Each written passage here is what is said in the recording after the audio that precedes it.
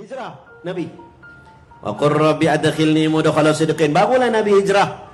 Yang asalnya Nabi pun tak tahu nak hijrah mana. Nabi pun tak nampak nak hijrah mana, tak tahu. Allah kata tunjuklah tempat. Doalah. Wa qur rabbi adkhilni. Doalah wa qur rabbi adkhilni mudkhala sidqin. Tunjuk tempat masuk yang betul, tempat keluar yang betul. Kadang-kadang kita ada masalah, kita tak mau doa. Saya duk berniaga, kadang-kadang ada masalah ni, kadang-kadang lupa nak doa. Duk rasa macam semua masalah ni kita seorang boleh settle. Betul? Macam CEO.